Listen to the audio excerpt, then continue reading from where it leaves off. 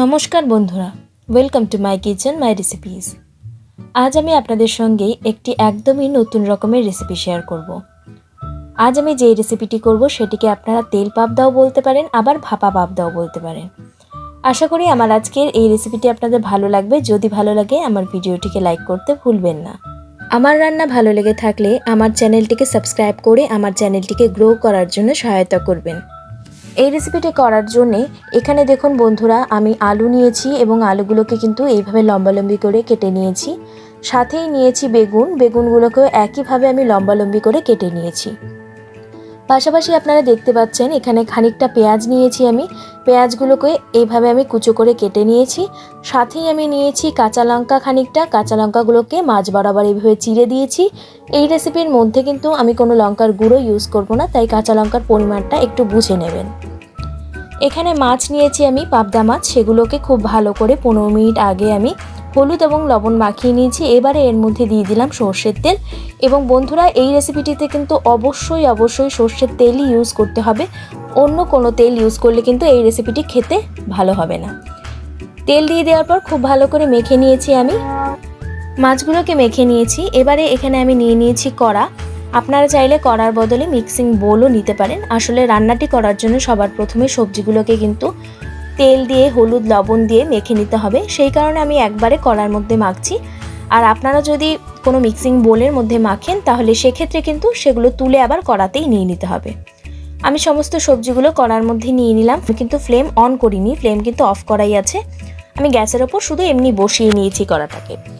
এবারে এর মধ্যে দিয়ে দিলাম পরিমাণ মতো নুন, সাথেই দিয়ে দিলাম জিরের গুঁড়ো, দিয়ে দিলাম পরিমাণ মতো হলুদ গুঁড়ো। এবারে এর মধ্যে আমি দিয়ে দিচ্ছি সর্ষের তেল। এবারে সমস্ত কিছু আমি খুব ভালো মতো মেখে নেব হাত দিয়ে। বন্ধুরা, এর আগেও কিন্তু আমি আমার চ্যানেলে বিভিন্ন ছোট মাছেরও ভাপা রেসিপি শেয়ার করেছি এবং অন্যান্য বিভিন্ন রকম মাছের রেসিপি শেয়ার করেছি বিভিন্ন ওয়েতে। আপনারা কিন্তু সেগুলো আমার চ্যানেলে সবই পেয়ে যাবেন এবং ডেসক্রিপশন বক্সেও কিন্তু কিছু রান্নার লিঙ্ক দেওয়া আছে। এবং আপনারা যদি আমার চ্যানেলে গিয়ে প্লেলিস্ট খোঁজেন, মাছের প্লেলিস্টে সমস্ত রকম মাছের রেসিপি আপনারা পেয়ে যাবেন। মেখে নেওয়ার পর এর মধ্যে আমি টমেটোর গুঁড়ো দিয়ে দিচ্ছি। আমি আগে ভুলে গেছিলাম ইউজ করতে, তাই টমেটো গুঁড়ো এর মধ্যে দিয়ে দিলাম। আবার আপনারা টমেটো গুঁড়োর পরিবর্তে কিন্তু এর মধ্যে টমেটো কেটেও ইউজ করতে পারেন।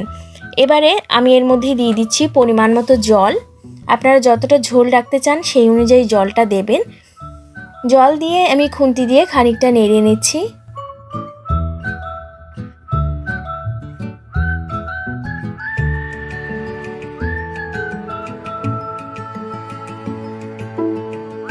এবারে আমি কিন্তু গ্যাস অন করে দিয়েছি এবং ঢাকনা লাগিয়ে দিচ্ছি মোটামুটি 15 থেকে 16 মিনিটের জন্য।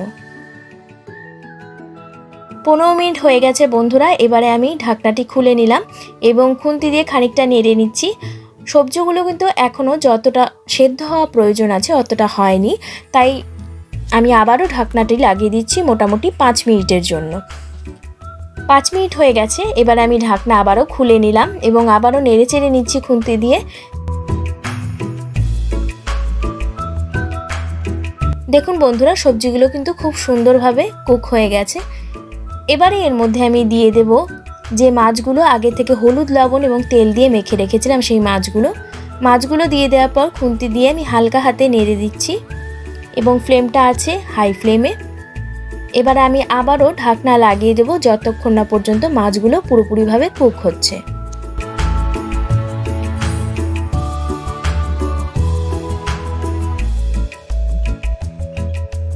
মোটামুটি 12 মিনিট পর আমি আবারও ঢাকনা খুলে নিলাম।